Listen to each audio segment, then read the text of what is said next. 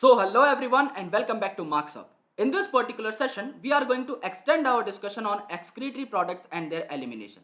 अभी तक हम लोग किडनी के स्ट्रक्चर को ठीक से समझ चुके थे, नेफ्रॉन के स्ट्रक्चर को हम लोग देख चुके थे, नेफ्रॉन के जो एसेंशियल पार्ट्स थे उसमें हम ग्लोमेरुलस को जान चुके थे एंड सारे के सारे ट्यूबुलर पार्ट्स की ऑर्गेनाइजेशन भी हम लोग देख चुके थे कि ग्लोमेरुलस के बाद सबसे पहले आएगा आपका Bowman's capsule, then proximal convoluted tubule, then आपका descending limb of loop of Henle, then ascending limb of loop of Henle, उसके बाद distal convoluted tubule and then काफी सारी distal convoluted tubules open हो जाएंगी in the collecting duct. ये सारी बातें हम लोग कर चुके थे.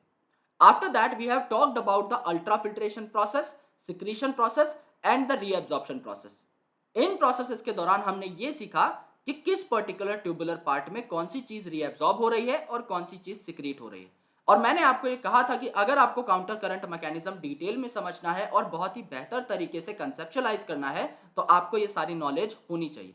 आई एक्सपेक्ट कि आपने लास्ट लेक्चर को ठीक तरीके से देख लिया होगा और समझ लिया होगा, लेकिन I always start the things from basics. तो मैं उस टॉपिक को दोबारा से रिकैपिचुलेट करवाने वाला हूं आप लोगों को कि अगर कोई स्टूडेंट ना भी पढ़ के आया हो तो उसको काउंटर करंट मैकेनिज्म समझने में जरा सी भी दिक्कत ना हो. So we are going to start from the very zero level. तो लास्ट लेक्चर में हमने जो पढ़ा था वहीं से हम लोग अपने डिस्कशन को कंटिन्यू करने वाले हैं. So the very first thing that we have talked about were the parts of nephron. सबसे पहले किडनी के अंदर ब्लड लेकर आने वाला ये जो एफरेंट आर्टेरियोल है ये कैपिलरीज का एक गुच्छा बना लेता है, एक टफ टफ कैपिलरीज बना लेता है जिसको आप कहते हैं ग्लोमेरुलस. इस ग्लोमेरुलस के ऊपर एक कप शेप स्ट्रक्चर प्रेजेंट रहता है जो कि इसे कवर करता है, जिसको आप बोलते हैं बोमन्स कैप्सूल. इसका नाम ही कैप्सूल है because it is covering it, right. तो कैप्सूल का जो पार्ट है ये इसे कवर करता है. दिस येलो कर्व्ड पार्ट जो कि यहां पर प्रेजेंट है ये आपका बोमन्स कैप्सूल. इसके बाद जो बोमन कैप्सूल का ल्यूमन है ये डायरेक्टली एक ट्यूब के ल्यूमन से अटैच है. इस ट्यूब को आप लोग क्या कहते हैं? Proximal convoluted tubule. प्रॉक्सिमल क्योंकि ये इनिशियल पार्ट्स में प्रेजेंट है, कॉन्वोल्यूटेड क्योंकि ये घुमावदार है, ये एकदम सीधी ट्यूब नहीं है. तो इसे आप कॉन्वोल्यूटेड क्यों बोलते हैं? क्योंकि यहां पर आपको कर्व्ड ट्यूब देखने को मिलती है.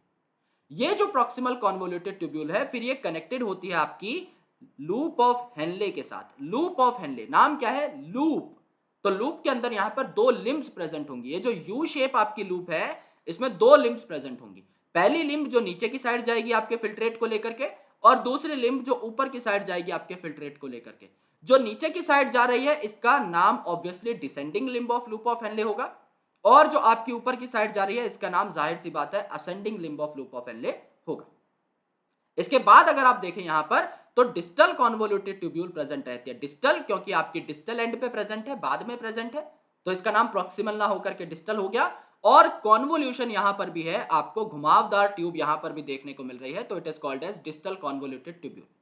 ऐसी काफी सारी ट्यूब्यूल्स जो हैं एक कलेक्टिंग डक्ट में ओपन हो जाती हैं, और एक कलेक्टिंग डक्ट जो है ये यूरेटर में ओपन हो जाता है, और यूरेटर आपके यूरिनरी ब्लैडर तक यूरिन को पहुंचा देते हैं, और यूरेथ्रा के थ्रू आपका यूरिन जो है आपकी बॉडी से बाहर निकाल दिया जाता है. आपको यहां तक सारी चीजें समझनी थी कि नेफ्रॉन के दो पार्ट्स हैं. पहला पार्ट ग्लोमेरुलस जो रेड कलर से दिखाया हुआ है, और दूसरा पार्ट आपका ट्यूबुलर पार्ट जिसमें सारी ट्यूब लाइक स्ट्रक्चर्स आती हैं जैसे कि आपका Bowman's capsule, proximal convoluted tubule, descending limb of loop of Henley, ascending limb of loop of Henley, distal convoluted tubule and your collecting duct. ये सारी की सारी ट्यूब्स हैं जो येलो कलर से दिखा रखी है, ये सारा आपका ट्यूबुलर पार्ट ऑफ नेफ्रॉन है. दूसरी इंपॉर्टेंट चीज कि किस पर्टिकुलर ट्यूबुलर पार्ट में कौन कौन सी चीजें सिक्रीट हुई, यानी जो हमें हमारी बॉडी से बाहर भेजनी है तो हमने उन्हें सिक्रीट कर दिया, लोड कर दिया इस ट्यूब के अंदर कि भाई लेके जाओ. और दूसरा कौन कौन सी चीज हमें बॉडी में वापस चाहिए तो इनको हम क्या कर लेंगे? रीएब्सॉर्ब कर लेंगे. तो reabsorption and secretion are opposite processes. Alright. तो यहां पर कुछ चीजें रीएब्सॉर्ब करनी है, जैसे वाटर आप नहीं चाहते आपकी बॉडी से लॉस हो, न्यूट्रिएंट आप नहीं चाहते आपकी बॉडी से लॉस हो, सॉल्ट को आप बचा लेते हो for the osmolarity maintenance, and bicarbonate को भी आप बचाना चाहते हो. तो पीसीटी के अंदर क्या है? आपका जो वाटर है, बाइकार्बोनेट है, NaCl है एंड न्यूट्रिएंट है, ये वापस रोक लिए जाते हैं, रीअब्सॉर्ब कर लिए जाते हैं, जबकि H पॉजिटिव, K पॉजिटिव और अमोनिया को सिक्रीट कर दिया जाता है कि भाई लेके जाओ. सेम चीज आपकी डीसीटी में भी होती है, डिस्टल कॉन्वोल्यूटेड ट्यूब्यूल में भी होती है, लेकिन यहां पर डिफरेंस है क्योंकि ज्यादातर न्यूट्रिएंट आपके पीसीटी में रीअब्सॉर्ब होते हैं 70 से 80%, तो इनको यहीं पर मेंशन किया जाता है, इसको डीसीटी में मेंशन नहीं किया जाता. तो न्यूट्रिएंट हटा दो, बस बची हुई सारी चीजें सेम है. सिक्रीशन आपका H positive, K positive ammonia, H positive, K positive ammonia same है. Reabsorption water bicarbonate NaCl, water bicarbonate NaCl एकदम सेम है, सिर्फ न्यूट्रिएंट का फर्क है। न्यूट्रिएंट क्योंकि आपके पीसीटी में ज्यादातर रीएब्जॉर्ब होते हैं 70 to 80% and sometimes even more than that. जो आपकी descending limb of loop of Henley है ये सिर्फ आपकी वाटर के लिए परमिएबल होती है, यानी सिर्फ ये वाटर को पास होने देती है, आयंस को या सॉल्ट्स को नहीं। तो यहां से सिर्फ वाटर निकलता है, सॉल्ट या आयंस नहीं निकलते, सिर्फ वाटर परमिएबिलिटी है। जो असेंडिंग लिम्ब जो आपके फिल्ट्रेट को ऊपर की साइड लेकर जा रही है ये सिर्फ और सिर्फ सॉल्ट के लिए परमिएबल है, वाटर के लिए नहीं। तो इसमें उल्टा है, इसमें सिर्फ सॉल्ट बाहर निकलेंगे जैसे NaCl, वाटर बाहर नहीं निकलेगा। तो इनकी परमिएबिलिटी एकदम अपोजिट होती है, जैसे इसमें फिल्ट्रेट का फ्लो अपोजिट है, एक नीचे की साइड जा रहा है एक ऊपर की साइड, वैसे इनका नेचर भी अपोजिट है, एक सिर्फ वाटर के लिए परमिएबल है, दूसरा सिर्फ सॉल्ट के लिए परमिएबल है। जो आपकी कलेक्टिंग डक्ट है ये माइन्यूट अमाउंट में, एकदम माइन्यूट अमाउंट में H पॉजिटिव और K पॉजिटिव को क्या कर सकती है, यहां पर सिक्रीट कर सकती है, एकदम माइन्यूट अमाउंट में। यह हमने थ्योरी में भी लिख लिया था।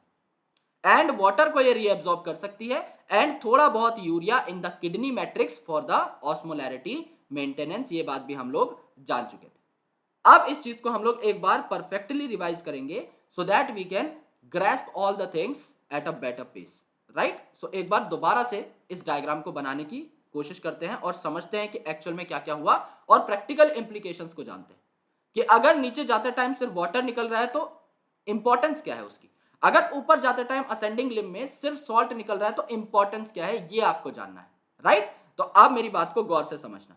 ये किडनी के अंदर ब्लड लेकर के आ रहा है, इसका नाम क्या है, एफरेंट आर्टेरियोल है, यहां पर लिख देता हूं एफरेंट आर्टेरियोल, एफरेंट आर्टेरियोल। इस एफरेंट आर्टेरियोल ने कैपिलरी नेटवर्क बना लिया और यहां पर इसने एक गुच्छा बना लिया है उन कैपिलरी का जिसे बोल दिया है ग्लोमेरुलस, और यहां पर ये जो है इफरेंट आर्टेरियोल के फॉर्म में बाहर निकल जाएगा, इफरेंट आर्टेरियोल के फॉर्म में बाहर निकल जाएगा, राइट।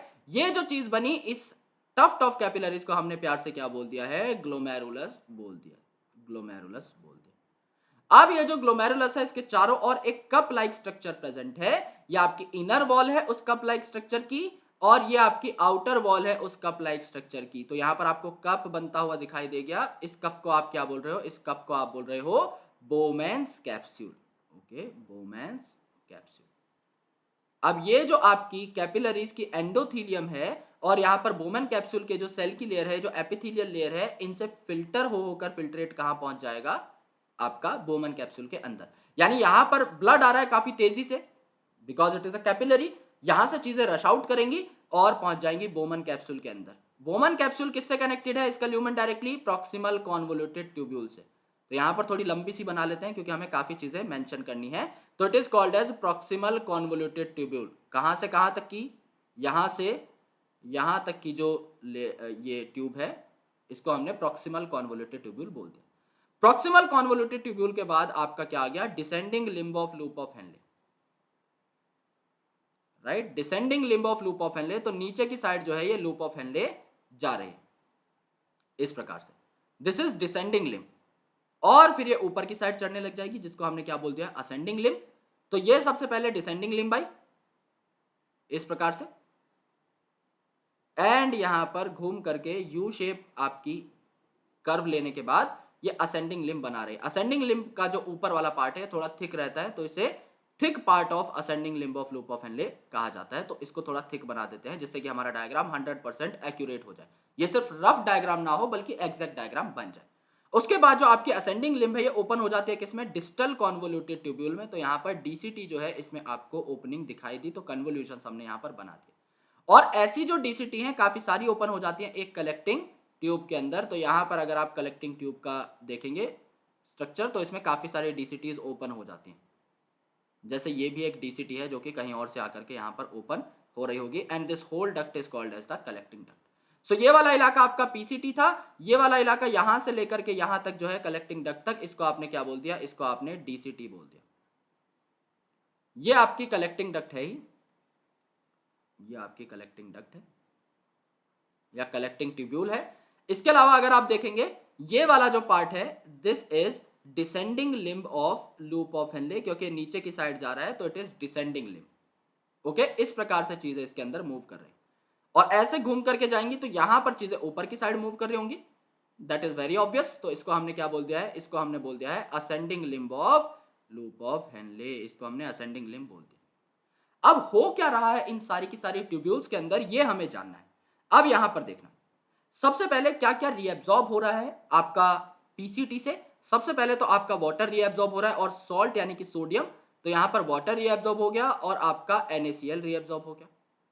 इसके अलावा अगर आप यहां पर देखेंगे तो बाइकार्बोनेट रीएब्जॉर्ब हो गया, और इसके अलावा 70 to 80% ऑफ द न्यूट्रिएंट यानी मेजॉरिटी ऑफ न्यूट्रिएंट आपके यहां पर रीएब्जॉर्ब हुए। ये न्यूट्रिएंट आपके स्पेसिफिक होते हैं फॉर पीसीटी, तो डीसीटी के अंदर न्यूट्रिएंट छोड़ दो, बाकी सारी चीजें एज इट इज लिख सकते हो। यहां पर वाटर लिख दो, इसके जस्ट साथ में लिख दो आपका bicarbonate that is HCO3 negative, and इसके साथ साथ आप क्या लिख सकते हो, सॉल्ट दैट इज NaCl, क्योंकि यहां पर डीसीटी में हमने पढ़ा था कि कंडीशनल रीएब्जॉर्प्शन होती है वाटर की और NaCl की, तो वाटर और NaCl यहां पर रीएब्जॉर्ब होते हुए दिखाई देंगे। चीजें सिक्रीट कौन कौन सी हुई, ये देखो कौन कौन सी चीजें हमें बाहर भगानी है। यहां पर आप अगर देखोगे तो चीजें सिक्रीट कौन कौन सी हुई, आपकी H पॉजिटिव, आपकी K पॉजिटिव और आपका अमोनिया। सिमिलर केस आपको यहां पर देखने को मिला, आपका H पॉजिटिव यहां पर रीएब्जॉर्ब हुआ, सिक्रीट हुआ, सॉरी, K पॉजिटिव आपका सिक्रीट हुआ एंड अमोनिया आपका सिक्रीट हुआ। ओके, अब the most important thing is कि यहां पर जो डिसेंडिंग लिम्ब है इसमें हमने देखा था it is only and only permeable to water. यहां पर सॉल्ट जो है आपके बाहर नहीं आते, तो यहां पर आपका क्या होगा, यहां पर आपका वाटर बाहर आ जाता है, तो बाहर की साइड आता हुआ वाटर में यहां पर बना देता हूं, नीचे की साइड एक और वाटर मॉलिक्यूल में निकलता हुआ दिखा देता हूं, तो आपको पता लग जाएगा कि डिसेंडिंग लिम्ब में क्या हो रहा है, वाटर बाहर निकल रहा है।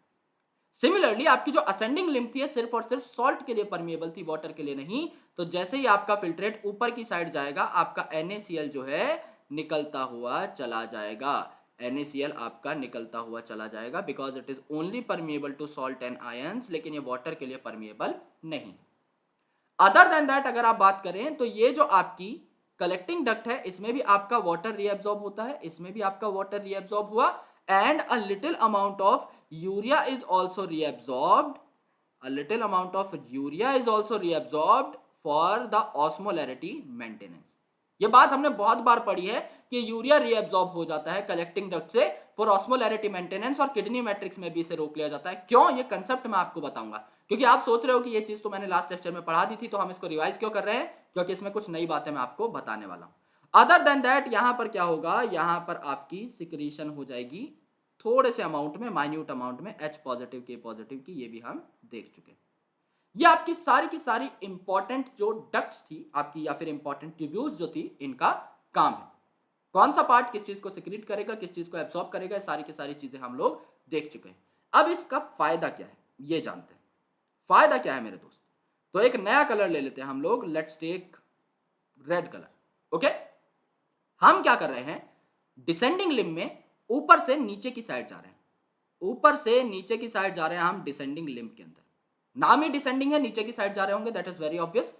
ऊपर की साइड जब हम जा रहे थे तो पानी था भरपूर, ऊपर की साइड जा रहे थे तो पानी था भरपूर, क्योंकि पानी अभी निकला नहीं है। लेकिन नीचे की साइड अगर हम जा रहे हैं तो पानी आपका निकल चुका है काफी सारा, यानी नीचे की साइड अगर हम जाएंगे तो पानी हो गया है कम। क्या मैं कह सकता हूं कि ऊपर से नीचे जाते टाइम कंसंट्रेशन बढ़ी है? अगर मेरे भाई आपके पास कोई सोल्यूट है, समझ लीजिए इनो है आपके पास, या फिर आपके पास समझ लीजिए नींबू पानी है, नींबू है आपके पास, उसको आप पानी में डाल देते हो 1 लीटर पानी में, और एक नींबू को आप डाल देते हो 2 लीटर पानी में, तो ज्यादा खट्टा कौन है, कौन सा सॉल्यूशन है ज्यादा, जो है आपका नींबू की कॉन्सेंट्रेशन किस सॉल्यूशन में होगी, जिसमें 1 लीटर पानी है, क्योंकि इसमें मॉलिक्यूल्स पास पास प्रेजेंट रहेंगे। लेकिन आप जैसे ही पानी की कंसंट्रेशन बढ़ाते हैं, यानी अगर आप पानी का अमाउंट बढ़ा देते हैं, तो ओवरऑल कंसंट्रेशन डाइल्यूट हो जाएगी, the concentration will be less. तो यहां पर अगर आपका पानी बहुत ज्यादा था और नीचे आते आते आपका पानी कम हो गया है, आपका पानी कम हो गया है, इसका मतलब आपके सोल्यूट की कंसंट्रेशन बढ़ चुकी है, तो क्या मैं कह सकता हूं नीचे आते आते कंसंट्रेशन मैक्सिमम हो गई? बिल्कुल कह सकता हूं। तो यहां पर अगर मैं 2 लेयर्स बना दूं कि यहां पर ये वाली लेयर है एक, और एक ये वाली रेंज है जहां पर ट्यूब्स प्रेजेंट है, यहां पर आपकी कंसंट्रेशन कंपैरेटिवली कम रहेगी, और यहां पर आपकी कंसंट्रेशन कंपैरेटिवली ज्यादा रहेगी। बात समझ में आई क्यों? इसका एक प्रूफ मैंने दे दिया है कि ऊपर कंसंट्रेशन कम किस लिए है, पानी ज्यादा है, पानी ज्यादा है तो सोल्यूट की कंसंट्रेशन वैसे कम रहेगी, और नीचे कंसंट्रेशन ज्यादा है क्योंकि पानी आप क्या करते जा रहे हो, निकालते जा रहे हो, तो जो आपका ओवरऑल कंसंट्रेशन है ये इसमें इंक्रीमेंट देखने को मिलेगा। अब उल्टा एक केस यहां पर देखने की कोशिश करो, अब उल्टा केस यहां पर देखने की कोशिश करो इस डायरेक्शन में। इस डायरेक्शन में जो है आपकी मूवमेंट हो रही है फिल्ट्रेट की इन द असेंडिंग लिम्ब। अब नीचे अगर आप देखोगे तो नीचे सॉल्ट था मैक्सिमम, नीचे आपका सॉल्ट था मैक्सिमम, ऊपर जाते जा रहे हो NaCl निकला, और ऊपर जाते जा रहे हो NaCl और निकला, यानी ऊपर जाते जाते सॉल्ट हो गया मिनिमम। नीचे सॉल्ट मैक्सिमम यानी सोल्यूट की कंसंट्रेशन मैक्सिमम है, ऊपर सॉल्ट कम यानी सोल्यूट की कंसंट्रेशन मिनिमम है, तो नीचे कंसंट्रेशन ज्यादा ऊपर कंसंट्रेशन कम। ये बात दोबारा मैंने प्रूफ कर दी, बात समझ में आई, ये चीज मैंने दोबारा प्रूफ कर दी। नीचे सॉल्ट की कंसंट्रेशन ज्यादा थी, और अब मैंने यहां पर आपको एक बात बताई थी कि urea is also reabsorbed from the collecting duct to maintain the osmolarity. क्यों? क्योंकि यूरिया यहां पर जब रीअब्सॉर्ब होगा तो ये ascending limb of loop of Henley के पास चला जाता है, और यहां पर अगर यूरिया की कंसंट्रेशन बढ़ेगी तो ओवरऑल कंसंट्रेशन आपकी बढ़ जाएगी। तो आपको एक ग्रेडियंट मेंटेन करना रहता है, तो जब आप ऊपर से नीचे की साइड आते हो तो कंसंट्रेशन बढ़ती हुई दिख जाती है, यानी जब आप कॉर्टेक्स से नीचे वाले पार्ट में जाओगे कंसंट्रेशन हमेशा बढ़ी हुई मिलेगी। In the lower part of this loop of Henley concentration will be maximised और अपर पार्ट में कम रहेगी। तो ये ऊपर से नीचे जाते टाइम कंसंट्रेशन क्यों बढ़ जाती है? एक तो वाटर निकल जा रहा है, दूसरा जो है नीचे से ऊपर जाते टाइम सॉल्ट निकल जा रहा है, तो ये अपोजिट प्रोसेसेस है, तो डायरेक्शन का ध्यान रखना है। काफी बच्चे सोचेंगे सर यहां पर वाटर कम हो रहा है तो कंसंट्रेशन बढ़ी, आपकी बात ठीक है, लेकिन यहां पर सॉल्ट भी तो कम हो रहा है। मेरे भाई डायरेक्शन भी देखो, नीचे से ऊपर जाते टाइम कम हो रहा है, अपोजिट डायरेक्शन में चीजें, यानी तुम्हारे और मेरे अंदर एक होड़ थी कि किसके पास ज्यादा पैसे हैं।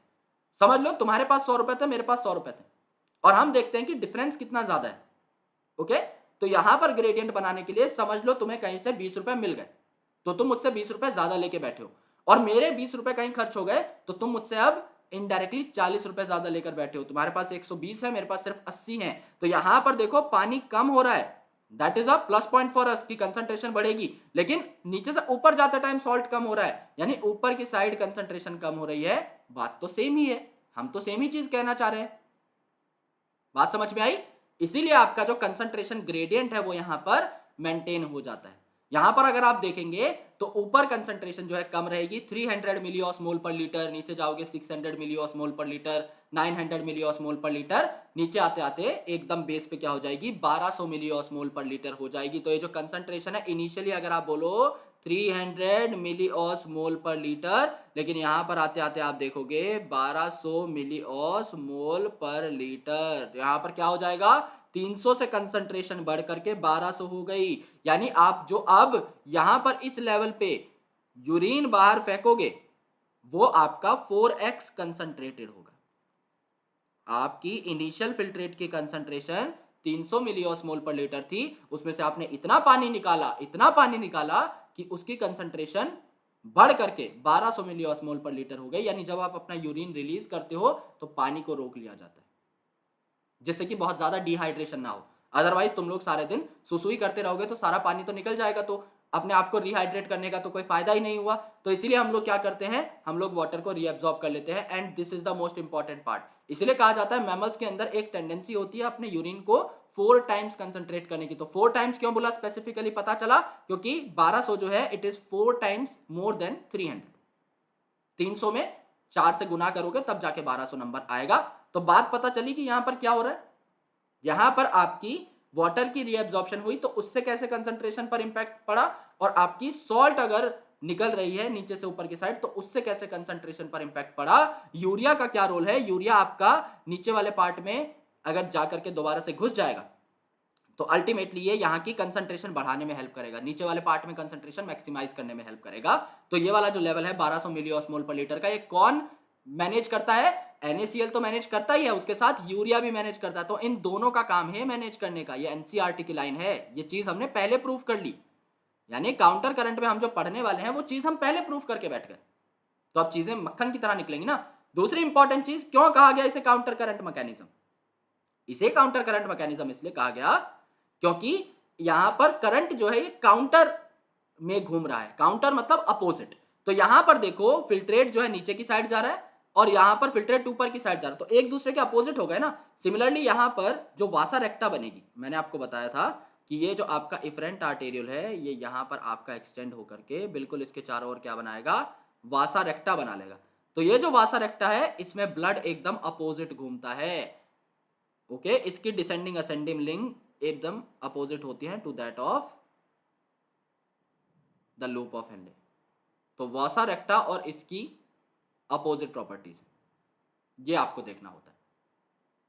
डन। तो इसको एनसीईआरटी में बहुत अच्छे से करेंगे और एक और बार पूरा का पूरा डायग्राम बनाएंगे। तो ये जो वासा रेक्टा है ये आप एकदम parallel to the loop of Henle ना बनाकर क्या बनाते हो, parallel to the loop of Henle ना बनाकर अलग से बनाते हो। क्योंकि यहां पर अगर आपको मैं दिखा दूं, अब वाटर में पूछ लूं कहां से निकल रहा है, लूप ऑफ हेनले से या फिर वासा रेक्टा से, तो आप नहीं बता पाओगे, दोनों इतने क्लोजली कनेक्टेड है। तो इसलिए वासा रेक्टा को आप अलग से बना देते हो यहां पर यू शेप करके। ओके, जिससे कि आप समझ सके कि कौन सी चीज कहां पर हो रही। So this diagram was very beautiful यार, मेरे तो मजा आ गया बहुत भयंकर। तो मैं इसका स्क्रीनशॉट ले लेता हूं, तुम लोग भी स्क्रीनशॉट ले लिया करो ऐसी चीजों का, क्योंकि जो काली स्क्रीन पर हम लोग अलग से ड्रॉ करते हैं वो यूजुअली एनोटेशंस में सेव नहीं होती। हालांकि मैं इसको आपको एनसीईआरटी में ही बताऊंगा, this diagram is in NCERT, but still जो इंपॉर्टेंट पॉइंट्स है ना कंसंट्रेशन के, जो यहाँ पर बताया है कि क्यों किसी चीज में इंक्रीमेंट हुआ डिक्रीमेंट हुआ, ये पुराने डायग्राम में ऐड कर लें। ओके, अभी जो हमने डायग्राम देखा था ये वाला इसमें ऐड कर लें। अब हम स्टार्ट करते हैं काउंटर करंट मैकेनिज्म की बात। यहां पर देखो, अब इस डायग्राम को समझने की कोशिश करना, अब मक्खन की तरह निकल जाएगा ये डायग्राम।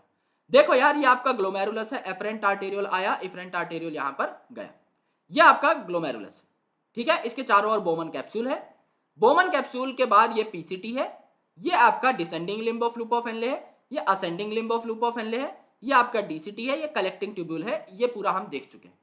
तो यहां पर आपका फिल्ट्रेट जा रहा है नीचे की साइड और यहां पर फिल्ट्रेट जा रहा है ऊपर की साइड। लेकिन यहां पर जो वासा रेक्टा रहती है, जो ये इफरेंट आर्टेरियल है, ये जो वासा रेक्टा बना रहा है ना, अब इसकी डायरेक्शन अपोजिट है। जो इसका पहला लूप है ये असेंडिंग है, जबकि इसका दूसरा लूप डिसेंडिंग है, उल्टा हो गया। यहां पर देखो डिसेंडिंग टू असेंडिंग है, लेकिन यहां पर पहले असेंडिंग है फिर आपका डिसेंडिंग है। ओके, तो इसमें अपोजिट करंट रहता है, इसीलिए इसे काउंटर करंट मैकेनिज्म बोला गया। बात को पकड़ पा रहे हो? यहां पर आपका यू ऐसे बन रहा है, यहां पे आपका यू उल्टा बन रहा है, तो काउंटर करंट हो गया ना, तो इसे बोला जाता है काउंटर करंट मैकेनिज्म। तो एक तो आपका जो वासा रेक्टा है और आपका जो लूप ऑफ हेनले है, इन दोनों में अपोजिट करंट है, एक में यू ऐसे बन रहा है, एक में यू ऐसे, इसलिए काउंटर करंट बोला। दूसरा, इनकी जो लिम्स है अपोजिट लिम्स, उसमें भी काउंटर करंट है। इसमें नीचे जा रहा है फिल्ट्रेट, इसमें फिल्ट्रेट ऊपर जा रहा है। ये आपकी ब्लड वेसल है कैपिलरी, तो इसमें ब्लड नीचे जा रहा है, इसमें ब्लड ऊपर जा रहा है। मैंने अलग अलग टर्म्स का उपयोग किया है, बहुत गौर से सुनना। हमें यहाँ पर यूरिन की बात करनी है, तो यहाँ पर मैं किस टर्म का इस्तेमाल कर रहा हूँ, फिल्ट्रेट। तो जब मैं बात करता हूँ लूप ऑफ हेनले की, मैं फिल्ट्रेट टर्म का यूज करता हूँ, क्योंकि यहाँ पर जो ब्लड है फिल्टर हो चुका है, यहाँ पे सिर्फ आपके एक्सक्रीटरी प्रोडक्ट्स वगैरह ही आए हैं। लेकिन यहाँ पर इफरेंट आर्टेरियल में तो आपका ब्लड ही जाएगा ना, ये तो कैपिलरी है, कैपिलरी के बाद इफरेंट आर्टेरियल बना है। तो यहां पर क्या होगा, यहां पर आपके ब्लड की बात करेंगे। तो यहां पर जब मैं लिखता हूं वासा रेक्टा में, तो मैं क्या लिखता हूं, यहां पर वासा रेक्टा में मैं लिखता हूं कि ब्लड फ्लो कर रहा है। जबकि अगर मैं बात करता हूं नेफ्रॉन की, या मैं बात करता हूं अगर लूप ऑफ हेनले की, तो मैं यहां पर लिखता हूं फिल्ट्रेट फ्लो कर रहा है। दोनों चीजों में क्या फर्क है, क्यों फर्क है, ये बात समझ में आ जानी चाहिए। कंसंट्रेशन देखो, ऊपर की साइड आपकी 300 मिली ऑस्मोल पर लीटर, नीचे है आपकी 1200 मिली ऑस्मोल पर लीटर। ऑस्मोल क्या है, ऑस्मोलैरिटी की यूनिट है। ओके, तो ये आपको बताती है कंसंट्रेशन कितनी है आपके सॉल्यूट्स की। तो यहां पर 300 से आपने 1200 कर दी है, तो अल्टीमेटली क्या हुआ, यहां पर 4 गुना आपकी बढ़ गई ना कंसंट्रेशन। तो 4 गुना आपने अपने फिल्ट्रेट को कंसंट्रेट किया है, यानी यहां से जो यूरिन निकलेगा, अब यहां से जो यूरिन निकलेगा, it is going to be 4 times more concentrated. बात समझ में आ गई? क्योंकि यहां पर क्या था, पहले 300 थी कंसंट्रेशन, अब इसमें 4 से मल्टीप्लाई कर दिया है तो 1200 हो गई है। तो ये 4 का फैक्टर यहां पर काफी ज्यादा क्रिटिकल। ओके, तो आपका जो वासा रेक्टा है यहां पर ऐसे ऐसे ना दिखा करके आपका यहां पर प्रेजेंट कर दिया गया है, अलग से पैरेलली दिखा दिया गया है। तो आपको अब क्या नोट करना है काउंटर करंट मैकेनिज्म पे, कि कहां से NaCl निकला, कहां से वाटर निकला, कहां पे वाटर गया, कहां पे NaCl गया, एंड सो ऑन। राइट, ये सारी चीजें आपको नोट करनी है, जो कि ऑलरेडी हम लोग पढ़ चुके हैं जस्ट अभी, कि कहां से क्या क्या चीजें सिक्रेट हुई, कहां से क्या क्या चीजें एब्जॉर्ब हुई। सेम चीजें हमें यहां पर पढ़नी है। नया कंसेप्ट सिर्फ आपका आया है वासा रेक्टा का। नेफ्रॉन के बारे में तो हमें सब कुछ पता ही है, सिर्फ वासा रेक्टा को देखना है और आपका काउंटर करंट मैकेनिज्म डन हो जाएगा। अब हम जान ही चुके हैं कि यहां पर 3 100 मिली ऑस्मोल पर लीटर क्यों कंसंट्रेशन है यहाँ पर 1200 क्यों है? क्योंकि नीचे जाते जाओगे तो पानी आपका कम हो रहा है तो कंसंट्रेशन बढ़ेगी, ऊपर जाते जाओगे तो सॉल्ट कम हो रहा है तो कंसंट्रेशन घटेगी, इसीलिए। Right, so we have already done the basic concept, तो अब हमें मजा आ जाएगा इस पूरे टॉपिक को पढ़ने में। नाउ देखो, जो हेनले लूप है और जो वासा रेक्टा है, ये आपके यूरिन को कंसंट्रेट करने में हेल्प करते हैं। क्यों? क्योंकि ये नीचे जाते जाते पानी निकाल लेते हैं काफी सारा और ऊपर आते आते सॉल्ट निकाल लेते हैं काफी सारा। तो ओवरऑल क्या करते हैं, ये वाटर और सॉल्ट की हेल्प से और यूरिया की हेल्प से भी, यहां पर देखो आपका यूरिया निकल के यहां पर जा रहा था तो 1200 कंसंट्रेशन किसकी वजह से हो पा रही थी? यूरिया की वजह से, क्योंकि एडिशनल सॉल्यूट आपने ऐड कर दिया है ना, तो यूरिया और NaCl का मेन इसमें रोल होता है। तो flow of filtrate in the two limbs of Henle's loop and flow of blood through the two limbs of vasa recta are in opposite direction, इसीलिए इसे काउंटर करंट बोला गया। क्योंकि यहां पर देखो, यहां पर ये नीचे की साइड है, यहां पर ये ऊपर की साइड है तो काउंटर करंट हो गया। यहां पर ये नीचे की साइड है, यहां पर ये ऊपर की साइड है तो काउंटर करंट हो गया। ऊपर से यहां पर देखो नेफ्रॉन के अंदर यू जो है ऐसे बन रहा है, ओके, यू ऐसे बन रहा है, पहले आपकी डिसेंडिंग लिम्ब थी, बाद में असेंडिंग लिम्ब थी, और वासा रेक्टा में उल्टा यू बन रहा है, यहां पर पहले ये डिसेंडिंग लिम्ब है, ये वाली असेंडिंग लिम्ब है। तो इन दोनों को भी आपने क्या बोल दिया? काउंटर करंट बोल दिया। कि इन दोनों के अंदर भी अगर आप कंपेयर करते हो फ्लो, तो काउंटर करंट आप इसे बोल सकते हो। कंसंट्रेशन ऑफ फिल्ट्रेट, आखिर फिल्ट्रेट आपका कंसंट्रेट हुआ कैसे? तो मैमल के अंदर क्या है, एक ग्रेटर एबिलिटी है कंसंट्रेटेड यूरिन बनाने की with significant contribution of vasa रेक्टा and loop of Henley, जिनमें फ्लो अपोजिट है, इसीलिए इन्हें क्या बोल दिया? काउंटर करंट बोल दिया। ये बात हम लोग कर चुके हैं, इसमें कोई भी नई बात नहीं है।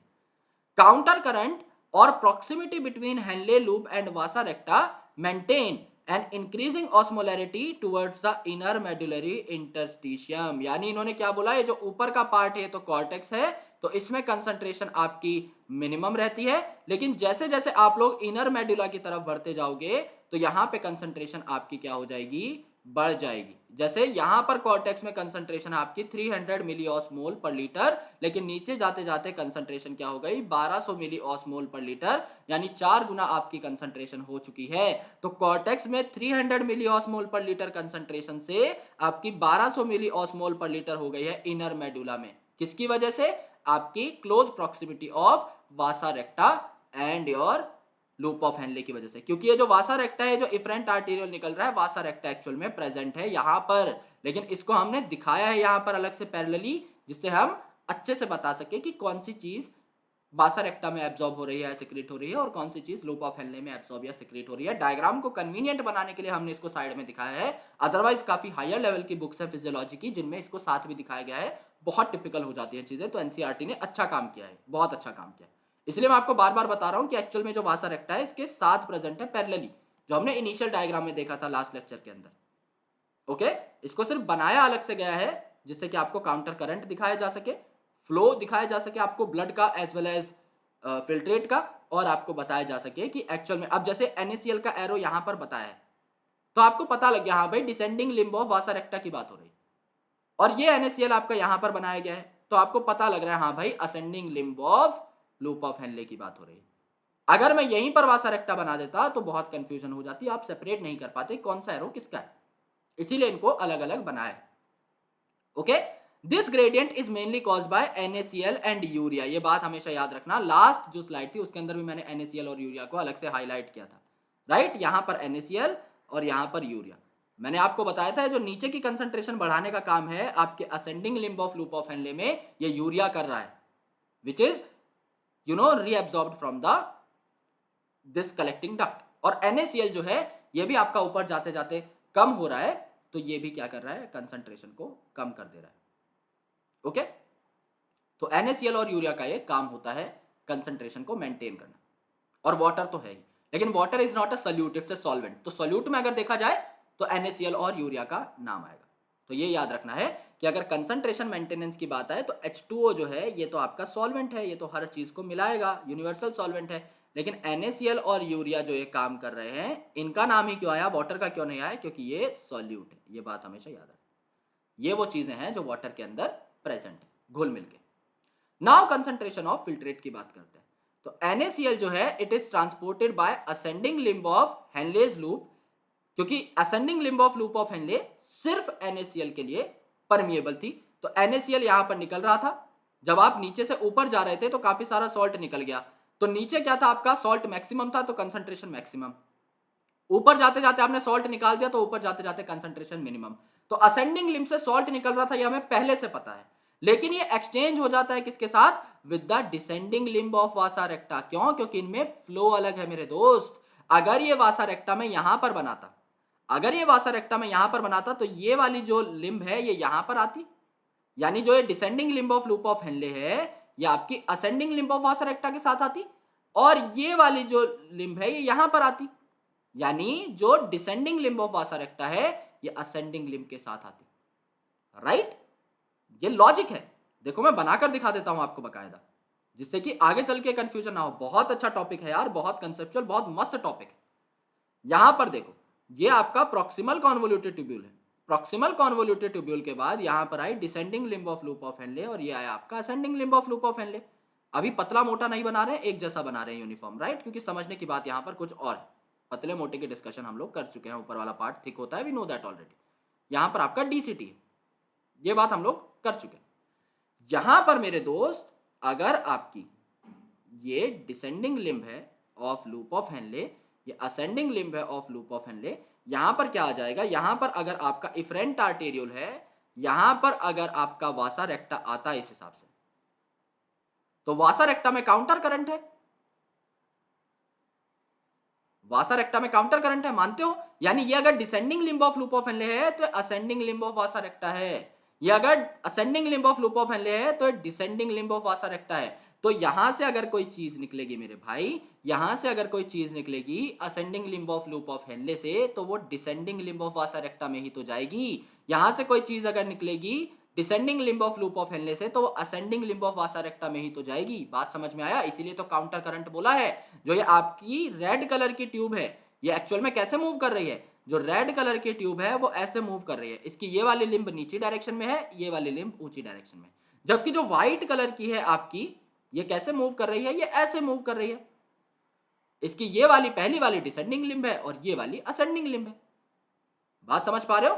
तो ये चीज यानी डिसेंडिंग लिम्ब ने अगर आपका बल्कि ये कह सकते हैं कि असेंडिंग लिम्ब ने अगर आपका यहां पर NaCl दिया है, तो किसके साथ एक्सचेंज होगा, इसके जस्ट पास जो प्रेजेंट है डिसेंडिंग लिम्ब ऑफ वासा रेक्टा, उसके साथ होगा। कॉमन सेंस है। राइट, तो यहां पर आप लोग ड्रॉ भी कर सकते हो, यहां पर आप लोग फर्दर ड्रॉ भी कर सकते हो। राइट, इस डायग्राम को अगर आप बनाना चाहो तो बना सकते हो। ये क्या है आपका, loop of Henley, loop of Henle. तो लूप ऑफ हेनले आपका descending limb ascending limb. Right, इसके जस्ट बगल में क्या बना देता हूं, वासा रेक्टा बना देता हूं, इसके जस्ट बगल में बना देता हूं वासा रेक्टा, ऐसे। यहां पर ये असेंडिंग लिम्ब है और ये आपकी डिसेंडिंग लिम्ब है, ये ब्लैक वाली क्या हो गई, वासा रेक्टा। तो क्यों यहां पर इस प्रकार की एक्सचेंज हुई, ये आपको समझ में आ जाना चाहिए, क्योंकि डायग्राम में दूर दूर दिखाया गया है, एक्चुअल में तो पैरेलली प्रेजेंट है ना, एकदम पास पास। राइट, तो यहां पर क्या हुआ, descending limb of vasa recta से एक्सचेंज हुई, तो descending limb of vasa recta में देखो NaCl घुस गया। बात समझ में आई? Ascending limb of loop of Henle से निकला, descending limb of vasa recta में घुस गया। अब डिसेंडिंग लिम्ब में NaCl यहां पर घुसा है, नीचे जब ये जाता जाएगा तो और NaCl घुसता जाएगा, एंड कंसंट्रेशन आपकी क्या हो जाएगी, नीचे बढ़ती जाएगी। तो वासा रेक्टा में भी नीचे कंसंट्रेशन बढ़ी। NaCl is returned to the interstitium by ascending limb of वासा रेक्टा। अब ascending limb of वासा रेक्टा क्या करेगी, NaCl को निकालना स्टार्ट कर देगी। क्यों? क्योंकि नीचे कंसंट्रेशन है ज्यादा, ऊपर कंसंट्रेशन कम करनी है। कैसे करोगे, या तो वाटर खींच लोगे या सॉल्ट रिमूव कर दोगे। वाटर खींचोगे तो हो नहीं, क्योंकि वाटर सिक्रीट नहीं होगा, रीअब्सॉर्ब ही होगा, तो इससे अच्छा है सॉल्ट को रिलीज कर दो। सॉल्ट को रिलीज किया, कंसंट्रेशन दोबारा से 300 के आसपास आ जाएगी। लॉजिक है, बात में समझ में आ गई बात। राइट, बात समझ में आ गई, कोई दिक्कत नहीं हुई इस पूरी बात के अंदर हमें। अब देखो, similarly small amount of urea enter the thin segment of ascending limb of loop of Henle which is transported back to interstitium by collecting tubule. यानी कलेक्टिंग ट्यूब्यूल जो था, यहां से यूरिया निकला था नीचे वाले पार्ट में और असेंडिंग लिम्ब में जा रहा था। क्यों? जिससे कि यहां पर 1200 कंसंट्रेशन मेंटेन हो पाए, और उसके बाद दोबारा से घूम घाम के असेंडिंग लिम्ब में जाके दोबारा से कलेक्टिंग डक्ट में वापस आ रहा था। यहां से यूरिया मतलब घूमता ही रहता है, घूमता ही रहता है। थोड़ा बहुत यूरिया हम बचा के रखते हैं जिससे कि ऑस्मोलैरिटी मेंटेन हो पाए। ओके, तो अभी तक समझ में आ गया सारा का सारा। This transport of substances facilitated bye Henle's loop and washer एक्टा is counter current mechanism, क्योंकि दोनों का फ्लो अपोजिट है. It maintains a concentration gradient, that is interstitial gradient, in the medullary interstitium. It helps an easy passage of water in the collecting tubule, concentrating the filtrate or the urine.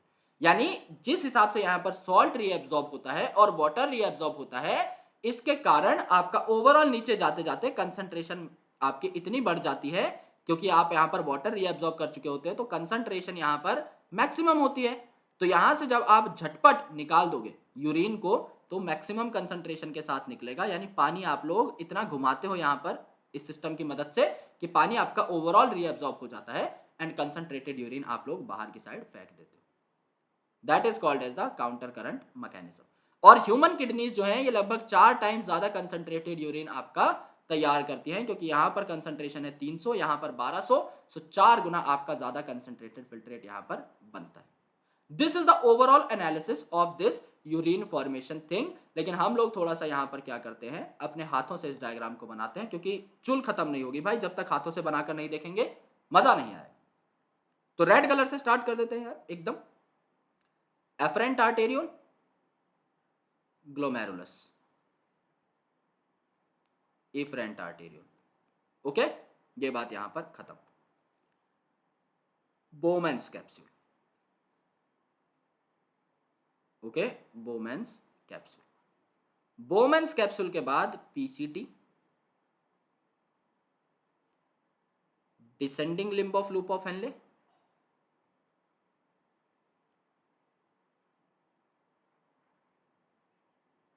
यहां पर ये descending limb of loop of Henle,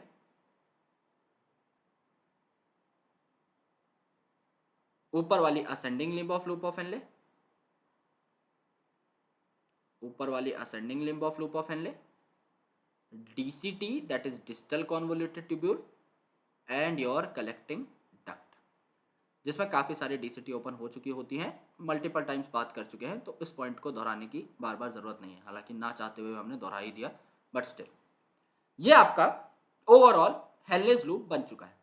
यहां पर जो efferent arterial है just इसके parallelly ऐसे ऐसे मूव करता है, लेकिन हम इसको साइड में दिखाएंगे. तो रेड कलर से ये जो यहां पर आने वाली है वासा रेक्टा, इसको हम यहां पर ले लेते हैं. ये इस प्रकार से एक लूप है और इस प्रकार से एक लूप है. तो यहां पर हम यू शेप की ऐसे वासा रेक्टा बना देते हैं. ओके, इस प्रकार से हम वासा रेक्टा बना देते हैं.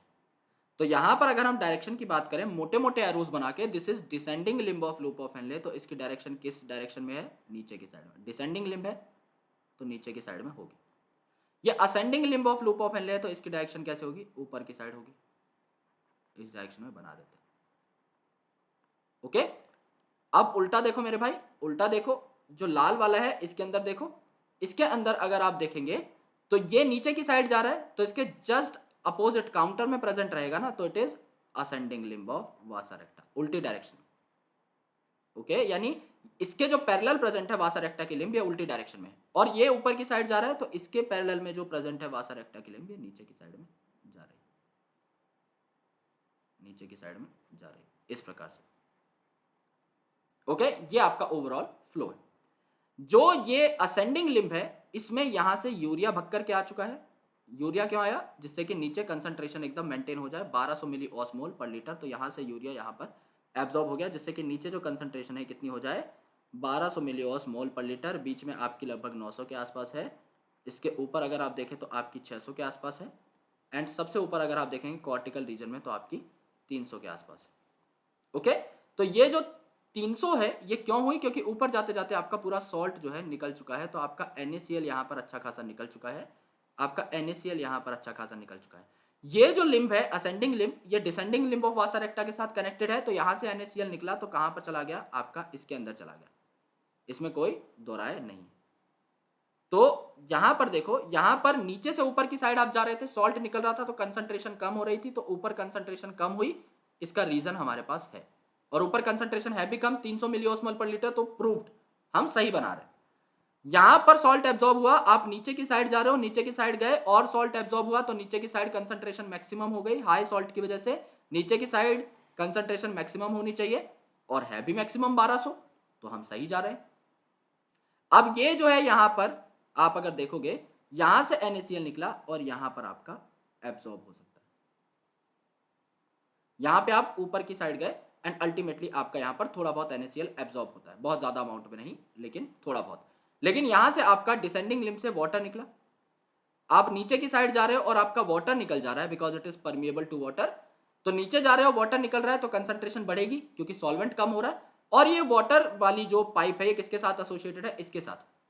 तो अल्टीमेटली क्या होगा, यहां से जो वाटर निकला ये ऊपर की साइड जाते टाइम एब्सॉर्ब हो जाएगा, यहां पर वाटर एब्सॉर्ब हो जाएगा उल्टा होकर के। तो नीचे जाते टाइम वाटर निकला तो कंसंट्रेशन बढ़ेगी, और ऊपर जाते टाइम वाटर एब्सॉर्ब हुआ, ओके, यानी कि पाइप के अंदर चला गया। तो वाटर यहां पर अगर आ रहा है मेरे दोस्त तो आपका ओवरऑल कंसंट्रेशन कम हो जाएगी ना, ज्यादा पानी ऐड कर रहे हो तो डाइल्यूशन हो जाएगी, तो कंसंट्रेशन कम हो। बात समझ में आई? तो क्या रोल था आपके NaCl का और क्या रोल था आपके यूरिया का, ये आई होप आपको समझ में आ गया होगा। यहां पर एक्सचेंज होता रहता है इन सारी चीजों का, एंड ओवरऑल जब नीचे की साइड आपकी कंसंट्रेशन मैक्सिमम होगी इस टाइम पर आप यूरिन को बाहर फेंकना मुनासिब समझते हो, तो ओवरऑल 4x कंसंट्रेशन के साथ आपका यूरिन बाहर चला जाता है। ये है आपका काउंटर करंट मैकेनिज्म। अब देखने में बहुत बड़ा हवा है, इतने सारे नंबर आ जाते हैं, इतने सारे केमिकल्स आ जाते हैं, बट समझ में आ जाए तो है बहुत इजी। अब एक डायग्राम को समझ लेते हैं, इस डायग्राम को थोड़ा गौर से देखते हैं, ओके। यहां पर देखो यार, यहां पर ये ascending limb of loop of Henley है, यहां से काफी सारा सॉल्ट निकला, ऊपर जाते टाइम सॉल्ट निकला, यानी ऊपर जाते टाइम सॉल्यूट की कंसंट्रेशन कम, तो ओवरऑल यहां पर कंसंट्रेशन कम हो गई, ओके। तो ओवरऑल यहां पर कंसंट्रेशन आपकी कम हो गई। नीचे की साइड इसी लिम्ब में आपका यूरिया आ रहा है, यूरिया यहां पर इनकॉर्पोरेट हो जा रहा है, और यहां पर आपके अच्छे खासे NaCl भी प्रेजेंट थे, तो यहां पर कंसंट्रेशन आपकी मैक्सिमम थी। अब ये वाली जो असेंडिंग लिम्ब है किसके साथ कनेक्टेड है, इस डिसेंडिंग लिम्ब ऑफ वासा रेक्टा के साथ। तो यहां से जो NaCl निकला ये कहां पर चला जाएगा, यहां से जो NaCl निकला ये आपका कहां पर चला जाएगा, यहां चला जाएगा, ओके। तो ये जो NaCl मॉलिक्यूल है ये इसके अंदर आ गए। अब नीचे जाते टाइम अगर NaCl बढ़ते जा रहे हैं तो जैसे ये मैक्सिमम लेवल पे पहुंचेगा नीचे तो कंसंट्रेशन आपकी फिर से मैक्सिमम हो जाएगी, और अब आपको ऊपर जाते टाइम कंसंट्रेशन कम करनी है तो आप थोड़ा सा वाटर एब्जॉर्ब कर लोगे, जो यहां से वाटर निकला है वो एक तो थोड़ा सा वाटर यहां पर आ जाएगा एब्जॉर्ब होकर के, ओके। यहां पर हल्का सा वाटर एब्जॉर्ब हो जाएगा, एंड यहां पर बचा हुआ NaCl भी ऊपर की साइड निकलता जाएगा। अगर आप NaCl को निकाल दे रहे हो मेरे भाई तो अल्टीमेटली क्या होगा, कंसंट्रेशन भी आपकी धीरे धीरे कम होती हुई चली जाएगी। एंड यहां पर DCT के अंदर कंडीशनल रीएब्जॉर्प्शन होती है वाटर की और NaCl की, तो कंडीशनल रीएब्जॉर्प्शन यहां पर दिखा रखी है, कंडीशनल रीएब्जॉर्प्शन यहां पर होती है वाटर और NaCl की, हमने देखा था बाइकार्बोनेट की भी यहां पर एब्जॉर्प्शन होती है। एंड यहाँ पर आप जैसे ही कलेक्टिंग डक्ट में जाओगे नीचे जाते जाते पानी आपका काफी सारा निकल जाता है, तो यहाँ पर हाई कंसंट्रेशन का आपको यूरिन देखने को मिलता है, हाई कंसंट्रेशन का यूरिन बना, and ultimately you can urinate this up. तो आपको क्या मिला, आपको हाई कंसंट्रेशन का यूरिन मिला। यही हमारा प्रोटोगेटिव था इस काउंटर करंट मैकेनिज्म को कराने का। तो आई होप बहुत ही बेहतर तरीके से चीजें क्लियर हो गई होंगी। Now regulation of kidney function, यहाँ पर अलग अलग कंपोनेंट्स हैं, किडनी फंक्शन को किस हिसाब से हम रेगुलेट कर सकते हैं उसके काफी सारे मैकेनिज्म हैं, इनको बहुत गौर से सुनना और समझना। सो किडनी के फंक्शन को आप जो है हार्मोनल फीडबैक मैकेनिज्म से कंट्रोल करते हो, यानी हार्मोन आपको सिग्नल देते हैं और उसी हिसाब से आपका ग्लोमेरुलर फिल्ट्रेशन रेट बढ़ जाता है या कम हो जाता है। तो सबसे इंपॉर्टेंट जो आपके ग्लैंड्स यहाँ पर प्रेजेंट है वो है hypothalamus, juxta glomerular apparatus JGA, and आपका हार्ट। ये कैसे कैसे काम करते हैं इनके बारे में हम जानेंगे। तो अगर आपके ब्लड वॉल्यूम में चेंज आया है कि ब्लड की वॉल्यूम बहुत बढ़ गई, भाई बहुत ज्यादा पानी पी लिया है, तो कैसे चेंजेस आएंगे। बॉडी फ्लूइड वॉल्यूम में अगर चेंज आया है, या फिर आयनिक कंसंट्रेशन में बहुत ज्यादा पानी पी लिया है तो आयनिक कंसंट्रेशन डाइल्यूट हो जाएगी, बहुत कम पानी पिया है तो आयनिक कंसंट्रेशन शूट हो जाएगी। तो ऑस्मोलैरिटी में जो भी चेंज आते हैं उनको कौन रिसीव करेंगे, ऑस्मो रिसेप्टर्स। तो चाहे आयनिक कंसंट्रेशन बढ़ रही है या कम हो रही है, चाहे वाटर कंसंट्रेशन बढ़ रही है या कम हो रही है, चाहे ब्लड वॉल्यूम बढ़ रही है या कम हो रही है, ऑस्मो रिसेप्टर्स एक्टिवेट हो जाएंगे झटपट। यानी बॉडी फ्लूइड की वॉल्यूम में, प्रेशर में, आयनिक कंसंट्रेशन में चेंज आते ही ऑस्मो रिसेप्टर्स एक्टिवेट हो जाते हैं, और ये अलग अलग तरीके से एक्ट करते हैं डिपेंडिंग अपॉन चेंज क्या हुआ है। यानी सबसे पहला जो चेंज है ये हम देखेंगे इसमें रेगुलेशन बाय ADH, यानी anti diuretic hormone. Anti diuretic, anti का मतलब नहीं होने देना, अपोजिट डायूरेटिक मतलब डायूरेसिस, ओके। तो आपका डायूरेसिस नहीं होने देगा। When body fluid level decreases, यानी आपकी बॉडी फ्लूइड लेवल डिक्रीज हो चुके हैं, तो ऑस्मो रिसेप्टर स्टिमुलेट हो जाएंगे और हाइपोथैलेमस को सिग्नल दे देंगे कि भैया एंटी डायूरेटिक हार्मोन या एडीएच बनाओ, जिसको आप वैसोप्रेसिन भी बोलते हो, फ्रॉम द न्यूरोहाइपोफाइसिस। और ये क्या होता है, एंटी डायूरेसिस मतलब सूसू नहीं आने देगा, डायूरेसिस को रोक लेगा, क्योंकि आपकी बॉडी में फ्लूइड लेवल पहले ही डिक्रीज है ना। अगर आप इसमें और यूरिनेट कर दोगे तो आपका जितना फ्लूइड था वो भी बाहर चला जाएगा। आपको रोक के रखना है अभी अपने फ्लूइड को बॉडी के अंदर, तो it prevents the diuresis by facilitating water reabsorption. आप चाहते हो कि आपके बॉडी में जितना पानी है वो बाहर ना निकले, आप उसको रीएब्जॉर्ब कर लेते हो।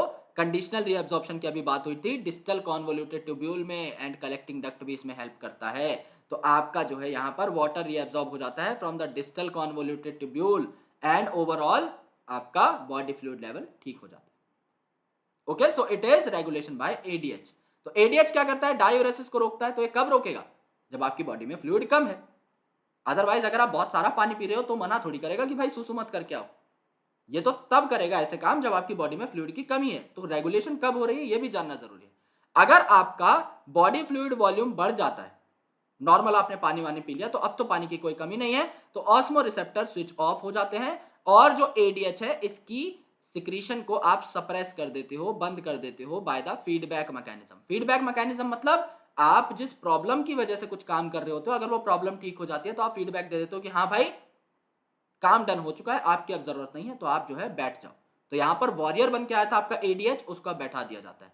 तो एडीएच क्या करता है, एडीएच आपका कंस्ट्रिक्ट कर देता है ब्लड वेसल को। अगर ब्लड वेसल आपकी मोटी है, डायलेटेड है, तो चीजें आपकी मस्त मूव करेंगी खुली खुली, तो बीपी जो है आपका कम रहेगा। लेकिन अगर पतला पाइप है तो पतले पाइप में से चीजें एकदम भयानक रश करेंगी, तो यहां पर क्या है, आपका बीपी बढ़ा रहेगा। तो अगर आपकी ब्लड वेसल्स पतली हो जाती हैं तो बीपी बढ़ जाता है। बीपी बढ़ेगा तो ग्लोमेरुलर ब्लड फ्लो बढ़ेगा, यानी ग्लोमेरुलस में जो एफरेंट आर्टेरियोल से आ रहा था ब्लड, उसका प्रेशर बढ़ जाएगा।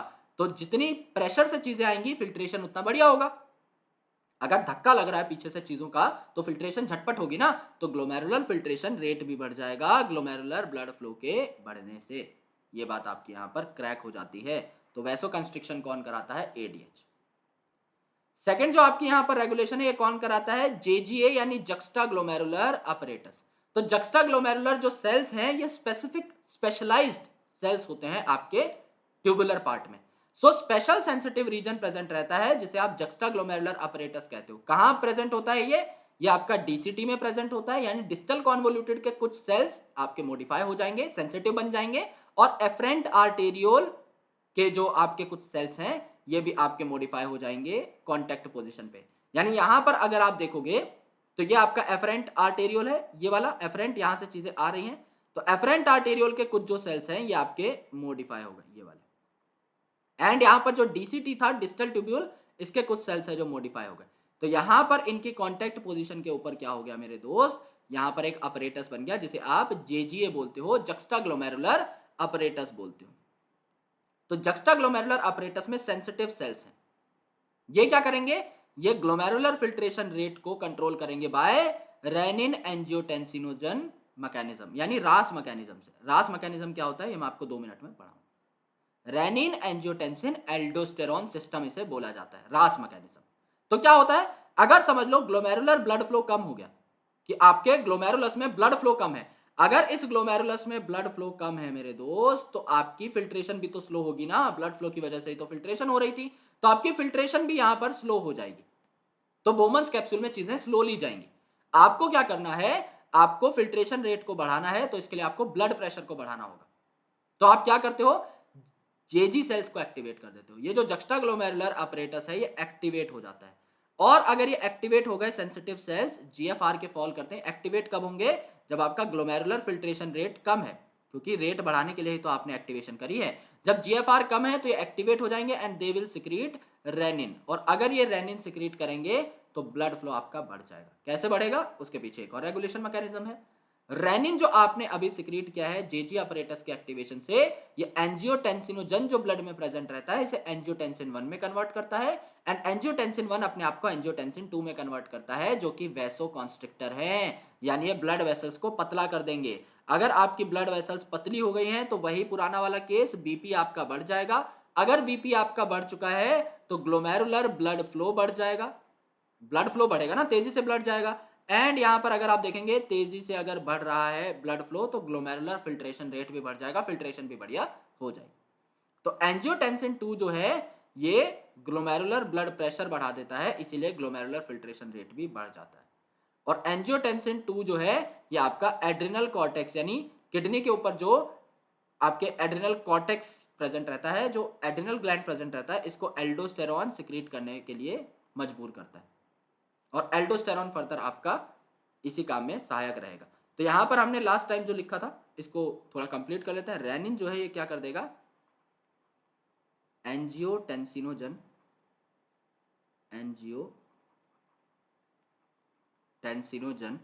को कन्वर्ट कर देगा इनटू एंजियोटेंसिन 1 एंड एंजियोटेंसिन 1 को फर्दर कन्वर्ट कर देगा इनटू एंजियोटेंसिन 2 एंड एंजियोटेंसिन 2 जो है फर्दर एक्टिवेट कर देता है किसको, एल्डोस्टेरॉन सिंथेसिस को। ओके, तो ये आपको देखने को मिल जाता है। ओके, तो हुआ क्या क्या, आपका रेनिन है, इसने क्या बनाया एंजियोटेंसिन और इसने फर्दर बनाया एल्डोस्टेरॉन। तो रास मैकेनिज्म का पता लगा कि क्यों इसे रास मैकेनिज्म बोला गया, क्योंकि सबसे पहले रेनिन बना है आपका जेजी अपरेटस से, इसने एंजियोटेंसिनोजन को एंजियोटेंसिन 1 और एंजियोटेंसिन 2 में कन्वर्ट किया, देन इसने एल्डोस्टेरॉन को एक्टिवेट किया और ये पूरा सिस्टम आपका कंट्रोल करता है किसको, जीएफआर को। तो यहां पे अगर एल्डोस्टेरॉन आपका आया तो एल्डोस्टेरॉन क्या करता है, रीअब्जॉर्प्शन कर देता है सोडियम का और वाटर का। अगर सोडियम और वाटर वापस आ रहे हैं तो वाटर एक फ्लूइड है, अगर वो आ जाएगा डिस्टल कॉन्वोल्यूटेड ट्यूब्यूल में तो ब्लड प्रेशर और बढ़ेगा, और अगर ब्लड प्रेशर और बढ़ेगा तो आपका अल्टीमेटली ग्लोमेरुलर फिल्ट्रेशन रेट भी बढ़ेगा। तो यहां पर हम एक बार आइडिया लगा लेते हैं, अगर आपका जीएफआर कम हुआ, ग्लोमेरुलर फिल्ट्रेशन रेट कम हुआ, तो इससे एक्टिवेट हो जाएंगे कौन, इससे एक्टिवेट हो जाएंगे juxta glomerular cells. Juxta glomerular cells ने सिक्रीट किया क्या, रेनिन, एंड ये जो रेनिन है ये किसको कन्वर्ट कर देगा, एंजियोटेंसिन 1 में एंजियोटेंसिनोजन को। तो यहां पर हम लिख देते हैं एंजियोटेंसिनोजन जो है, एंजियोटेंसिनोजन ये एंजियोटेंसिन 1 में कन्वर्ट हो गया एंड एंजियोटेंसिन 1 फर्दर एंजियोटेंसिन 2 में कन्वर्ट हो गया। यहां पर क्या हो जाती है, इसकी वजह से वैसो कंस्ट्रिक्शन हो जाती है। वैसो कंस्ट्रिक्शन अगर हुई तो ब्लड प्रेशर बढ़ा, ब्लड प्रेशर बढ़ा तो ग्लोमेरुलर ब्लड फ्लो बढ़ा, ग्लोमेरुलर ब्लड फ्लो बढ़ा तो फिल्ट्रेशन भी तेज होगी।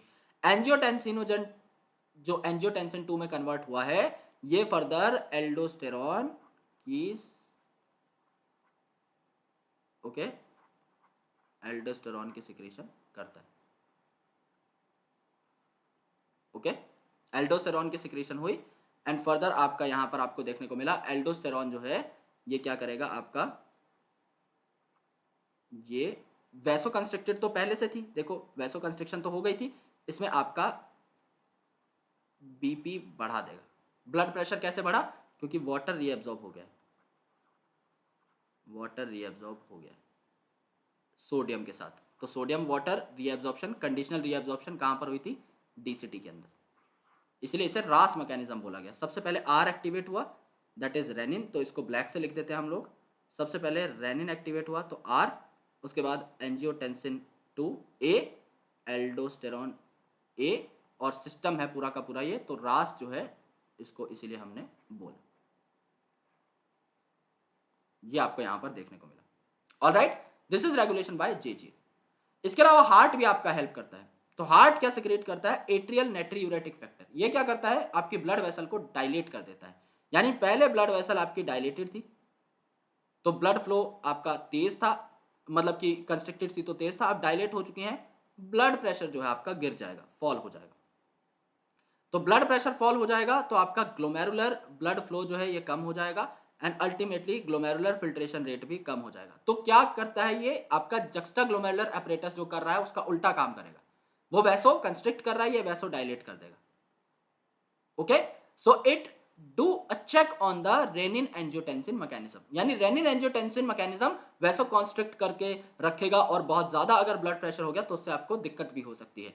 तो जैसे ही आपका जीएफआर नॉर्मल रेट पे पहुंच जाए उसको रोकना भी पड़ता है हमें, तो हम क्या करते हैं, हार्ट को कहते हैं कि भैया थोड़ा सा एएनएफ दे दो, एएनएफ जैसे ही आता है वैसो डायलेट कर देता है एंड अल्टीमेटली ब्लड प्रेशर आपका कम हो जाता है। नॉर्मल पे आ जाता है।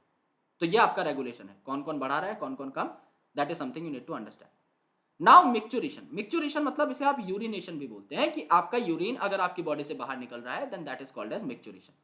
तो यूरिन को रिलीज करने के प्रोसेस को आपने मिक्चुरेशन बोला। अब मिक्चुरेशन हुआ कैसे? सबसे पहले आपका यूरिनरी ब्लैडर जो है ये आपका भर चुका है यूरिन से, क्योंकि यहां पर अगर आप देखें तो आपके जो ये यूरेटर्स हैं ये यूरिन को लेकर के आएंगे एंड इस यूरिन को पास कर देंगे टू द यूरिनरी ब्लैडर। अगर यहां पर बहुत ज्यादा कंसंट्रेशन हो चुकी है आपके यूरिन की, तो ये ब्लैडर की वॉल को धक्का मारने लग जाता है। अगर ब्लैडर की वॉल को धक्का मारने लग गया है, यूरिन आपका बहुत ज्यादा भर चुका है, तो ये स्ट्रेचिंग कर देते हैं आपके यूरिनरी ब्लैडर की, ओके, जिसमें आपके ट्रांजिशनल एपिथेलियम प्रेजेंट रहती है, जो कि स्ट्रेच हो भी सकती है काफी हद तक, लेकिन ये जो स्ट्रेचिंग है ये आपके रिसेप्टर्स को एक्टिवेट कर देती है और सेंट्रल नर्वस सिस्टम के पास सिग्नल भेज देती है कि भाई यूरिनेशन करवाओ, मिक्चुरेशन करवाओ, बहुत ज्यादा स्ट्रेचिंग यहां पर हो रही है। तो सीएनएस क्या करता है, मोटर मैसेजेस पास करता है, जिससे कि आपके पास सिग्नल आता है कि भाई आपके पास वॉलेंट्री कंट्रोल है, आप मिक्चुरेशन कर सकते हो। इसीलिए आपको एक फीलिंग आती है पहले, जिसको आप क्या बोलते हो, मिक्चुरेशन रिफ्लेक्स, कि हाँ यार आपको लगता है कि सुसु आने वाली है, तभी आप लोग जो है बकायदा वॉशरूम की तरफ प्रस्थान करते हो। तो जैसे ही आपके मोटर मैसेजेस आए, यानी कि आपको अब एक्शन लेना पड़ेगा, तो कॉन्ट्रैक्शन हो जाती है स्मूथ मसल की ऑफ द ब्लैडर।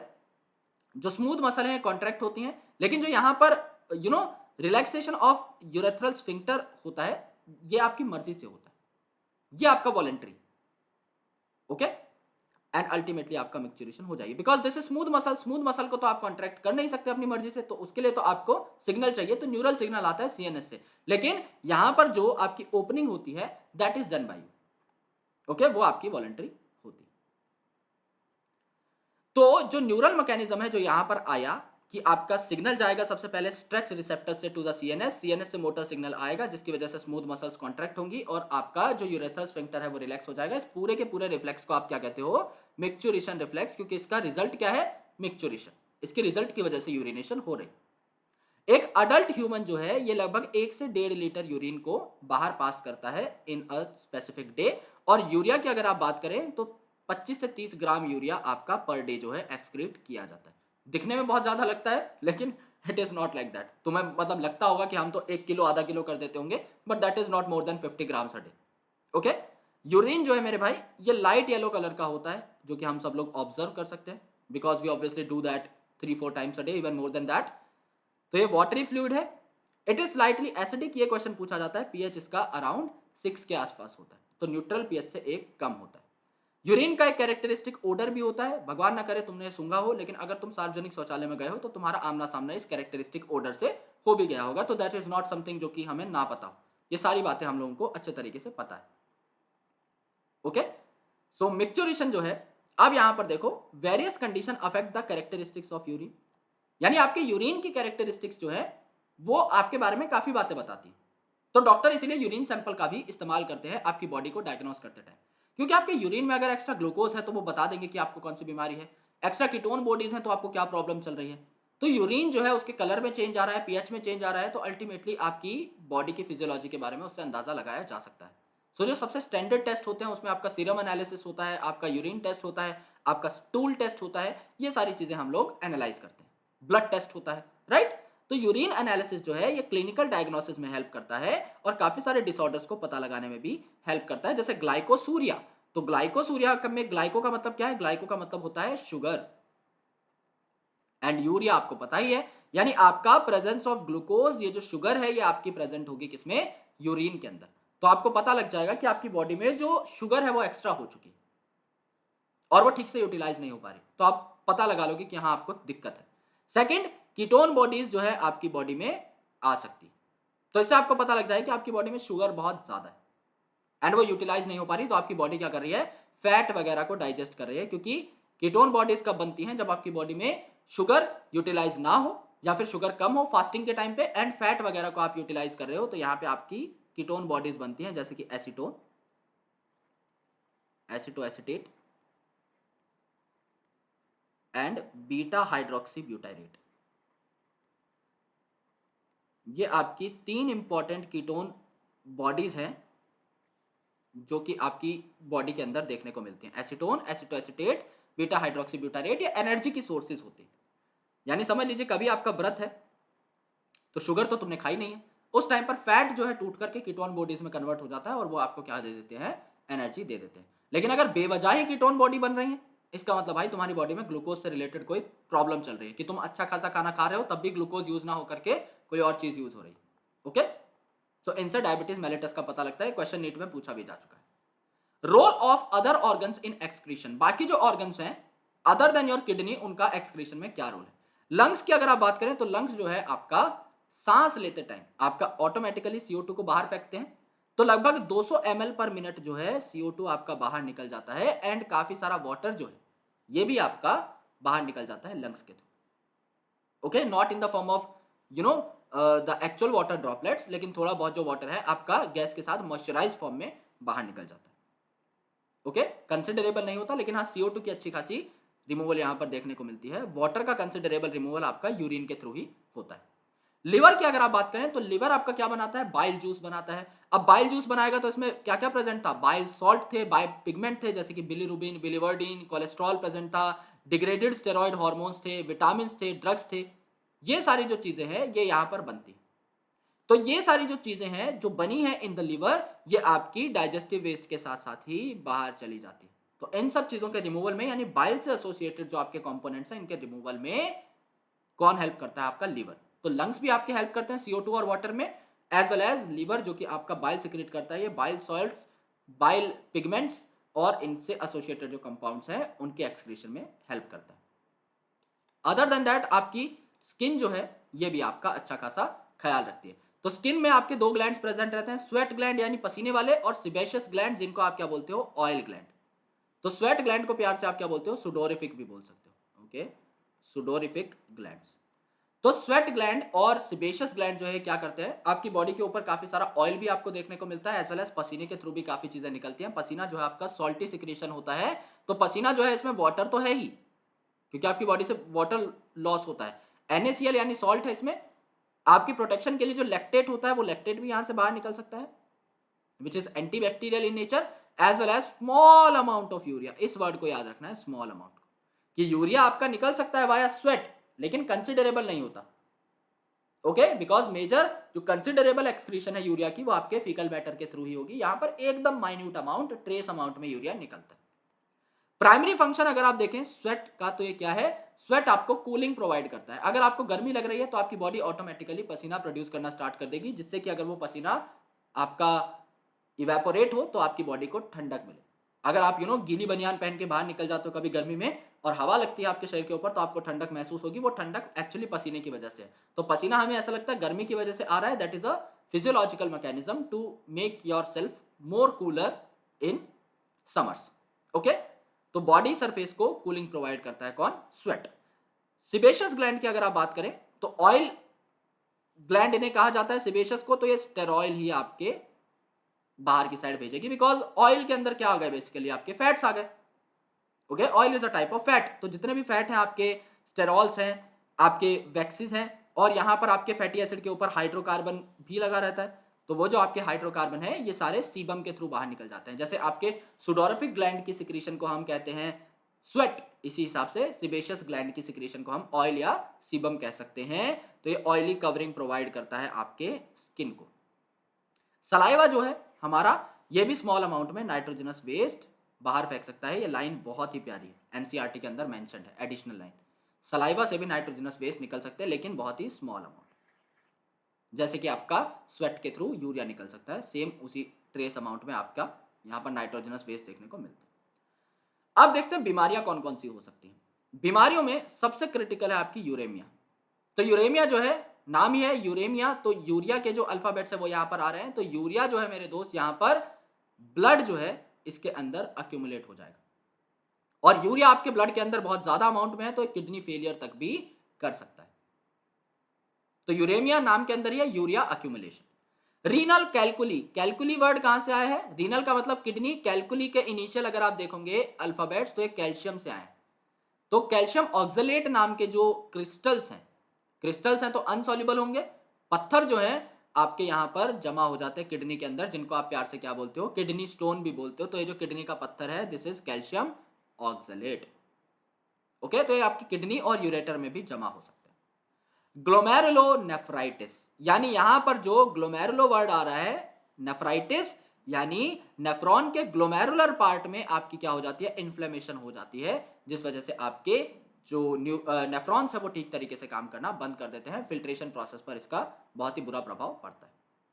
अगर आपको यूरेमिया को ठीक करना है, यानी आपके ब्लड के अंदर हद यूरिया भर चुका है, बहुत ज्यादा यूरिया भर चुका है, तो आप उसे कैसे ठीक कर सकते हैं, आप उसे हेमोडायलिसिस से ठीक कर सकते हैं। अगर आपके घर में भगवान ना करे कोई पेशेंट हो, लेकिन आपने इस मशीन का अगर नाम सुना हुआ है, कोई जो हमारे बुजुर्ग होते हैं, जैसे मेरे घर में कुछ हैं बुजुर्ग लोग, तो उनको जो है डायलिसिस मशीन पर रखा जाता है अल्टीमेटली, और उनके ब्लड को जो है साफ करके वापस उनकी बॉडी में डाला जाता है। So it is a very critical machine, जिसको आप आर्टिफिशियल किडनी भी बोल सकते हो। तो जो डायलाइजिंग यूनिट है, इसे आप आर्टिफिशियल किडनी भी बोलते हो, क्योंकि आपकी खुद की किडनी ठीक तरीके से काम नहीं कर रही है, तो आर्टिफिशियल किडनी की मदद से आपके ब्लड से यूरिया बाहर निकाल दिया जाएगा और अच्छे ब्लड को आपकी बॉडी के अंदर दोबारा से पंप कर दिया जाएगा। ओके, सो जो यूरेमिया के पेशेंट हैं, उनकी बॉडी में हेमोडायलिसिस से क्या होता है, आपका अच्छा ब्लड पंप किया जाता है। अब यहां पर देखो, दो नलकियां लगा रखी हैं पेशेंट की बॉडी के अंदर। एक जो आपकी नलकी है जिसमें से डीऑक्सीजनेटेड ब्लड आता रहेगा, गंदा ब्लड जिसके अंदर यूरिया है, तो ये जो है आपके वेन के थ्रू यहां पर आ जाएगा, एंड अल्टीमेटली आपका इस डायलाइजिंग यूनिट के अंदर होकर, इस फिल्टरिंग यूनिट के अंदर होकर, आपका साफ ब्लड जो है इस फिल्टर तक लेकर के पहुंचा दिया जाएगा पेशेंट के बॉडी के अंदर via a convenient blood vessel. तो यहां पर क्या है, डायलाइजिंग यूनिट जो है, इसमें एक सेलोफेन ट्यूब है, यानी जिसके ऊपर एक मेम्ब्रेन लगी रहेगी सेलोफेन की, और इसके चारों ओर एक फ्लूइड रहता है जिसको आप डायलाइजिंग फ्लूइड बोलते हो। डायलाइजिंग फ्लूइड की खास बात यह है, इसमें प्लाज्मा की सारी चीजें प्रेजेंट है, लेकिन नाइट्रोजनस वेस्ट नहीं होंगे। यानी जाहिर सी बात है, अगर उसके अंदर प्लाज्मा के कंपोनेंट हैं, तो डायलाइजिंग यूनिट में आप पहले से क्यों ही अमोनिया और यूरिया डाल के रखोगे। डायलाइजिंग यूनिट में थोड़ी एक्सक्रीटरी प्रोसेसेस हो रहे हैं, वो तो आपके अंदर हो रहे हैं। तो आपके ब्लड के अंदर तो चलो यूरिया है, because you are suffering from that disease. Dialysing unit में तो नॉर्मल प्लाज्मा के कंपोनेंट है, उसके अंदर कोई यूरिया नहीं होगा। तो आपके ब्लड में यूरिया है, बीच में एक मेम्ब्रेन है, और दूसरी साइड यूरिया नहीं है, क्या हो जाएगा, ट्रांसफर हो जाएगा obviously from high concentration to low concentration. तो ब्लड जो है एक कन्वीनियंट आर्टरी से लेकर जो है डायलाइजिंग यूनिट में डाल दिया जाता है, और इसमें एंटीकोएगुलेंट डाल दिया जाता है, जिससे ब्लड का कत्था ना बने, ब्लड आपका लिक्विड स्टेट में रहे। तो इसमें हेपरिन डाल दिया जाता है, विच इज अ एंटीकोएगुलेंट, और उसके बाद जो है आपके ब्लड को साफ कर दिया जाता है।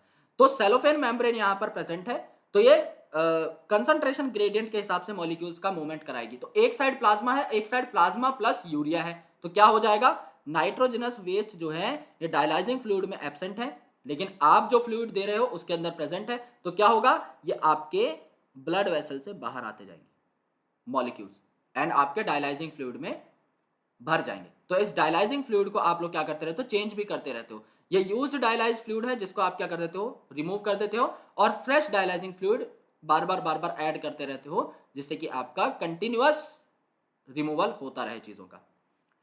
तो क्लियर्ड ब्लड जो है ये यहां पर साफ करने के बाद पंप कर दिया जाता है through a vein after the anti heparin is added, जिससे कि हेपरिन का इफेक्ट यहां पर ना देखने को आपको मिले। तो एक बार समझ लेते हैं कि डायलाइजिंग यूनिट में हुआ क्या। Let's talk about that. एक आपकी मेम्ब्रेन है यहां पर, तो ये आपकी डायलाइजिंग यूनिट है, जिसके अंदर आपकी मेम्ब्रेन की एक ट्यूब प्रेजेंट है, इस हिसाब से। ओके, ये मेम्ब्रेन की ट्यूब प्रेजेंट है, ये सेलोफेन मेम्ब्रेन यहां पर लगी हुई है।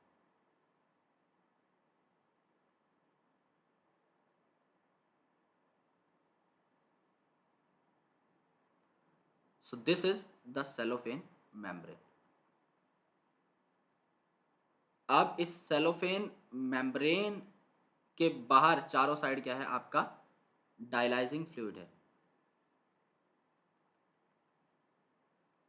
यहां पर डायलाइजिंग फ्लूइड है, और इस डायलाइजिंग फ्लूइड में क्या है, सिर्फ प्लाज्मा है आपका। सो यहां पर क्या है, डायलाइजिंग फ्लूइड, और ये आपका प्लाज्मा कैरी करता है। और यहां पर आपने ब्लड निकाला है एक कन्वीनियंट आर्टरी से, वाया आर्टरी आपका ब्लड आ गया। तो यहां पर आपने क्या देखा, यहां पर आपने देखा कि जो ब्लड है इसके अंदर क्या है, यहां पर जो ब्लड है इसके अंदर क्या है, प्लाज्मा तो है ही, इसके साथ साथ आपका यूरिया भी है। तो क्या हो जाएगा, कंसंट्रेशन ग्रेडियंट बन जाएगा कि इस पाइप के अंदर जो चीज है इसके अंदर तो यूरिया भी है और बाहर जो डायलाइजिंग फ्लूइड है इसमें यूरिया नहीं है।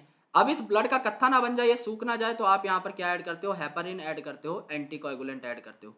यहाँ पर जो है यूरिया ये आपका डिफ्यूजन के थ्रू बाहर आता रहेगा, यूरिया आपका बाहर आता रहेगा, तो डायलाइजिंग फ्लूइड आपका खराब हो जाएगा। इस डायलाइजिंग फ्लूइड को आप चेंज करते रहते हो जिससे इक्विलिब्रियम ना मेंटेन हो जाए। समझ लो 100 मॉलिक्यूल थे यूरिया के ब्लड के अंदर, 50 डायलाइजिंग फ्लूइड में आ गए, 50 ब्लड में, तो भी तो रह ही जाएंगे ना कुछ मॉलिक्यूल्स। तो आप क्या करते हो, रिमूव करते रहते हो गंदे वाले फ्लूइड को, नया ऐड करते रहते हो। तो अब ब्लड में 50 बचे थे, नया फ्लूइड आ गया तो 25 रह जाएंगे। ओके, 25-25 इक्विलिब्रियम मेंटेन हो जाएगा। सिमिलरली आप फ्रेश मैटर ऐड करते रहते हो, धीरे धीरे सारा यूरिया जो है बाहर निकल जाता है और यहाँ से फ्रेश ब्लड बाहर निकलता है। अब फ्रेश ब्लड तो बाहर निकला, लेकिन यहाँ पे हेपरिन आपने डाला था वो भी एज इट इज बाहर निकलेगा। तो यहाँ पर आपको क्या करना है, एंटी हेपरिन डालना है, क्योंकि आपके ब्लड के अंदर हेपरिन का कोई काम नहीं है। एंटी हेपरिन डालोगे, हेपरिन यहाँ पर न्यूट्रलाइज हो जाएगा, जो प्योर ब्लड है जो बचा है ये आप कन्वीनियंट ब्लड वेसल के थ्रू, वेन के थ्रू जो है ह्यूमन के अंदर, पेशेंट के अंदर भेज दो। तो मेम्ब्रेन का क्या काम है, डायलाइजिंग यूनिट का क्या काम है, ये आपको समझ में आ जाना चाहिए, राइट। किडनी ट्रांसप्लांट काफी बार इतनी बड़ी प्रॉब्लम हो जाती है कि आपको किडनी ट्रांसप्लांट करानी पड़ती है। ओके, तो आप किसी डोनर की किडनी मांगते हो। So it is the ultimate method in correction of acute renal failure. काफी ज्यादा दिक्कत अगर आ गई है किडनी में, तो दूसरे बंदे की किडनी ले लो, लेकिन किडनी जो है डोनर की आप किसी की भी नहीं ले सकते। ओके, ब्लड मैचिंग करनी पड़ती है। इसके अलावा भी काफी सारे प्रोटोकॉल्स हैं जिनको आपको फॉलो करना पड़ता है। अगर आपके रिलेटिव की किडनी है या फिर वो ऑर्गेनिज्म जो आपसे काफी हद तक रिलेटेड है, अगर उसकी किडनी है तो आप जो है उस किडनी को ले सकते हो। अदरवाइज जो है ग्राफ्ट रिजेक्ट हो जाता है। काफी अगर एक अनरिलेटेड ऑर्गेनिज्म की किडनी है, एक अनरिलेटेड इंडिविजुअल की किडनी है, तो आप उसे अपनी बॉडी के अंदर नहीं डाल सकते। तो किडनी जो है क्लोज रिलेटिव से ली जाती है, जिससे कि ग्राफ्ट रिजेक्शन के चांसेस कम हो जाए। अदरवाइज आप किसी भी इंडिविजुअल की किडनी लोगे तो आपका इम्यून सिस्टम जो है उस किडनी को फॉरेन पार्टिकल समझ के उसके ऊपर अटैक कर देगा और आपको इम्यूनो सप्रेसिव एजेंट लेने पड़ेंगे। आपको अपने इम्यूनो सिस्टम को सप्रेस करना पड़ेगा कि भाई इस किडनी को मत बाहर भगाओ।